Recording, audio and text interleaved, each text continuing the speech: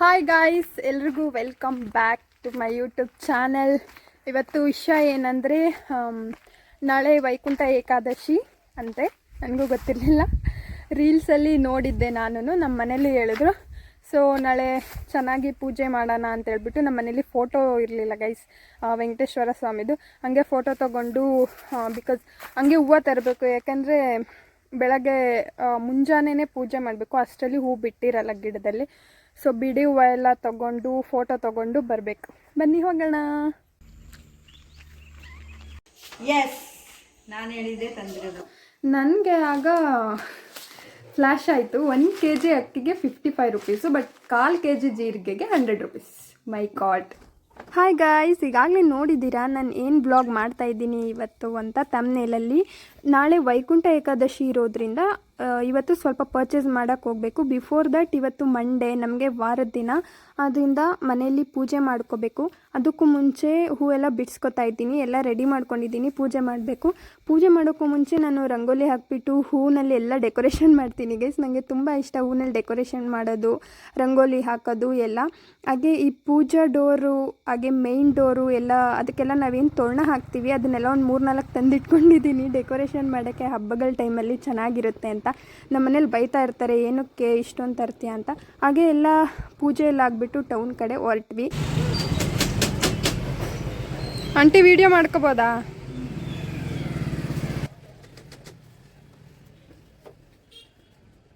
ಇನ್ನು ಬೇರೆ ಥರ ಫ್ರೇಮ್ ಇಲ್ವಾ ಆಂಟಿ? ನಮ್ಮ ಮನೆ ಗೃಹ ಪ್ರವೇಶ ಟೈಮಲ್ಲೂ ಇವ್ರ ಹತ್ರನೇ ಮಾಡಿಸ್ಕೊಂಡು ಹೋಗಿದ್ವಿ ಗೈಸ್. ಇಲ್ಲಿ ನಮಗೆ ಹೇಗೆ ಬೇಕೋ ಹಾಗೆ ಕಸ್ಟಮೈಸ್ ಮಾಡಿಕೊಡ್ತಾರೆ.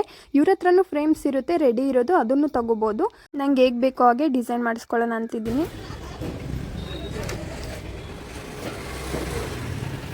ಅಲ್ಲಿರೋ ಇದೆಯಾ, ಫೋಟೋ ಇದೆಯಾ? ಅಲ್ಲಿ ಹಾಕಿದ್ದೀರಲ್ಲ ಅದು ಬರಲ್ಲ, ಇದರಲ್ಲಿ ಬೇರೆ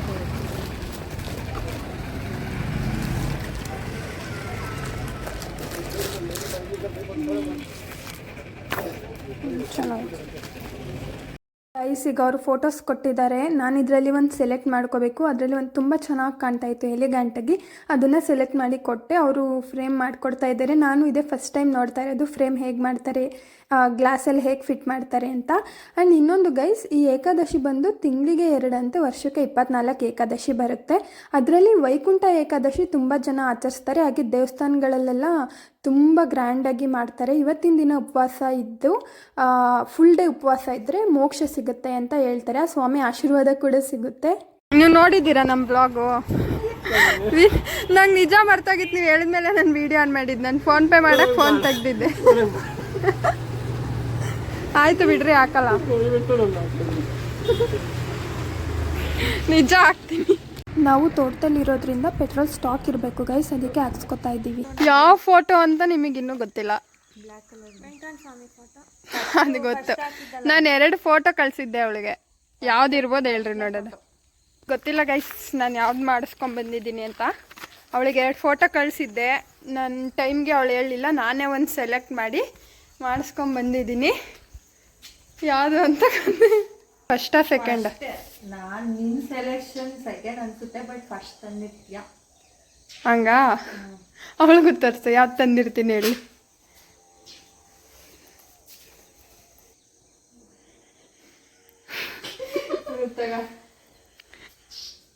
ಅಂತ, ಬಟ್ ನನಗೆ ಇದು ಇಷ್ಟ ಆಯಿತು. ನೋಡೋಣ, ಇದೇ ತಂದಿರ್ಬೋದು ಅಂದ್ಕೊಂಡಿದ್ದೀನಿ. ಒಳ್ಳೆ ಸೆಲೆಕ್ಟ್ ಮಾಡಿರ್ತಾಳೆ ಈ ಸರಿ ಅದು ಅಂತ ಅಂದ್ಕೊಂಡಿದ್ದೀನಿ. ಐ ಥಿಂಕ್ ಇದಾ ಅವಳಿಗೆ ಇನ್ನೊಂದಲ್ವಾ? ಇನ್ನೊಂದು ತರ್ಸ. ನನಗೂ ಇದೇನೆ ಇದು ತಂದಿರ್ತೀನಿ ಅಂತ. ಎಸ್, ನಾನು ಹೇಳಿದ್ದೆ ತಂದಿರೋದು ಅಂದ್ಕೊಂಡೆ. ನೀನು ಈ ಸರಿ ಸೆಲೆಕ್ಟ್ ಮಾಡಿರ್ತೀಯ ಅಂತ. ನಾವು ಒಳ್ಳೆ ಸೆಲೆಕ್ಷನ್ನೇ ಮಾಡೋದು, ಏನು ಜಾತ್ರೆ ಸೆಲೆಕ್ಷನ್ ಮಾಡಲ್ಲ.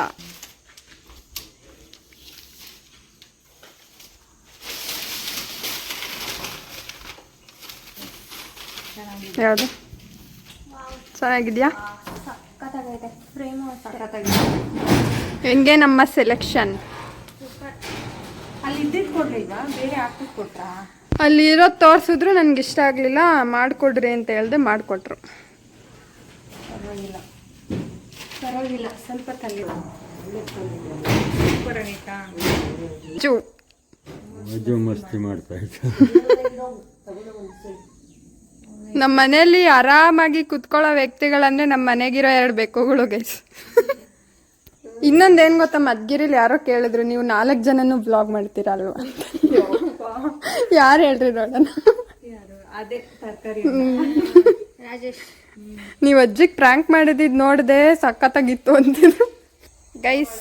ನಮ್ಮ ಸೆಲೆಕ್ಷನ್ ಎಲ್ಲರಿಗೂ ಇಷ್ಟ ಆಗಿದೆ. ಇನ್ನು ನಾಳೆ ಪೂಜೆ ಯಾವ ಥರ ಅಲಂಕಾರ ಮಾಡ್ತೀವಿ ಅನ್ನೋದೊಂದು ಬಾಕಿ ಗೈಸ್. ನಾನು ಹಿಂಗೆ ಫೋಟೋ ತರಕ್ಕೆ ಹೋಗ್ತೀನಿ ಅಂತ ಹೇಳಿದಾಗ ಇವರೆಲ್ಲ ಬೈದರು ಗೈಸ್. ಏನಕ್ಕೆ ಎಷ್ಟೊಂದು ಫೋಟೋ ಪೂಜೆ ಮಾಡೋಕ್ಕೆ ಲೇಟ್ ಆಗುತ್ತೆ, ಇರೋದೇ ಸಾಕು ಅಂತ.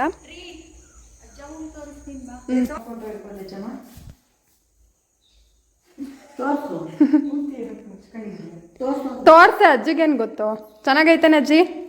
ಯಾವ ದೇವ್ರು ಹೇಳು?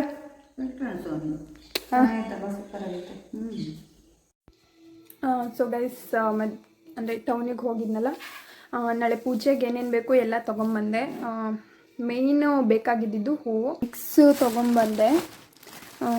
ಚೆನ್ನಾಗಿದೆ, ಹೂವು ಫ್ರೆಶ್ ಆಗಿದೆ. ಇಷ್ಟು 1 kg ಗೈಸ್, 100 ರೂಪೀಸ್ ಆಯಿತು 1 kgಗೆ. ಆ್ಯಂಡ್ ಇದ್ರ ಜೊತೆ ಸ್ವಲ್ಪ ಮೆಣಸಿನ್ಕಾಯಿ ಹೇಳಿದ್ರು ಮನೆಯಲ್ಲಿ ಖಾಲಿಯಾಗಿತ್ತು ಅಂತ, ಅದು ತೊಗೊಂಬಂದೆ. ಆ್ಯಂಡ್ ಬಾಳೆಹಣ್ಣು ತೊಗೊಂಬಂದೆ ಎಡೆ ಮಾಡೋಣ ಅಂತ. ಆ್ಯಂಡ್ ಗೈಸ್, ಇನ್ನೊಂದು ಹೇಳ್ಬೇಕಂದ್ರೆ, ನಾವು ಯೂಶ್ವಲಿ ಪ್ರತಿ ಸಲ ನಾನೇನು ಮನೆಗೆ ದಿನಸಿ ಏನೂ ತರ್ತಾ ಇರಲಿಲ್ಲ. ನಮ್ಮ ಅಕ್ಕನೇ ತೊಗೊಂಬರ್ತಾಯಿದ್ರು. ನನಗೆ ಅಷ್ಟು ಐಡಿಯಾ ಇರಲಿಲ್ಲ. ಇವತ್ತು ಜೀರಿಗೆ ತೊಗೊಂಬರಕ್ಕೆ ಹೇಳಿದರು. ನಾನು ಇದು ಎಷ್ಟು ಅಂತ ಕೇಳಿದೆ ಗೈಸ್. ಇದು 1/4 kg ಸ್ವಲ್ಪ ಯೂಸ್ ಮಾಡ್ಕೊಂಡಿದ್ದಾರೆ ಮನೇಲಿ. 100 ರೂಪೀಸ್ ಹೇಳಿದರು. ನೆನ್ನೆ ನಮ್ಮ ಅಕ್ಕ ಜೊತೆ ದಿನಸಿ ತರಕ್ಕೆ ಹೋಗಿದ್ದೆ. ಅಲ್ಲಿ 1 kg ಅಕ್ಕಿ, ಇದು ಬುಲೆಟ್ 1 kgಗೆ 55 ರೂಪೀಸ್ ಹೇಳಿದ್ರು. ನನಗೆ ಆಗ ಫ್ಲ್ಯಾಶ್ ಆಯಿತು. 1 kg ಅಕ್ಕಿಗೆ 55 ರೂಪೀಸು, ಬಟ್ 1/4 kg ಜೀರಿಗೆಗೆ 100 ರೂಪೀಸ್. ಮೈ ಗಾಡ್, ಎಲ್ಲಿಂದ ಎಲ್ಲಿಗೆ ವೇರಿ ಗೈಸ್. 1 kg ಅಕ್ಕಿಲಿ ಎಷ್ಟು ಜನ ಊಟ ಮಾಡ್ಬೋದು, ಬಟ್ 1/4 kg ಜೀರಿಗೆ ಬೆಲೆ 100 ರೂಪೀಸ್ ಅಂತೆ. ಮೈ ಗಾಡ್, ತುಂಬ ವೇರಿ ಇದೆ ಅಲ್ವಾ ದಿನಸಿ ಐಟಮ್ಸ್. ಒಂದು ದೊಡ್ಡ ಐಟಮ್ನ ತೊಗೋಬೋದು, ಚಿಕ್ಕ ಚಿಕ್ಕ ತೊಗೊಳಕ್ಕಾಗಲ್ಲ, ತುಂಬ ಕಾಸ್ಟ್ಲಿ ಇರುತ್ತೆ. ಸೊ ಇದಾಗಿತ್ತು ಇವತ್ತಿನ ಬ್ಲಾಗ್. ನಾಳೆ ಪೂಜೆ ಮಾಡಬೇಕು. ಅರ್ಲಿ ಮಾರ್ನಿಂಗ್ 6 ಗಂಟೆ ಒಳಗೆ ಪೂಜೆ ಮಾಡಬೇಕಂತೆ. So I will try to do my best. ನೋಡೋಣ. ರಾತ್ರಿನೇ ಎಲ್ಲ ಕ್ಲೀನ್ ಮಾಡಿ ಇಟ್ಕೊಂಡಿದ್ದೀನಿ ಗೈಸ್, ಬೆಳಗ್ಗೆ ಎದ್ದು ಪೂಜೆ ಮಾಡೋಕ್ಕೆ ಲೇಟ್ ಆಗುತ್ತೆ ಅಂತ. ಹಾಗೆ ಮುಂಜಾನೆ ಎದ್ದು ಹೊರಗಡೆ ಬಾಗಿಲಿಗೆ ನೀರು ಹಾಕಿ ಒಳಗೆಲ್ಲ ಕಸ ಗುಡಿಸಿ ನೆಲ ಒರೆಸ್ಕೊಂಡೆ. ರಂಗೋಲಿ ಆಮೇಲೆ ಹಾಕೋಣ ಅಂತ, ಕತ್ಲಿದೆ ಅಂತ ಹೇಳ್ಬಿಟ್ಟು. ಇನ್ನು ಇದಾಗಿತ್ತು ಇವತ್ತಿನ ವ್ಲಾಗ್. ವೈಕುಂಠ ಏಕಾದಶಿ ದಿನದ್ದು ನೆಕ್ಸ್ಟ್ ವೀಡಿಯೋಲಿ ಹಾಕ್ತೀನಿ. Thank you for watching.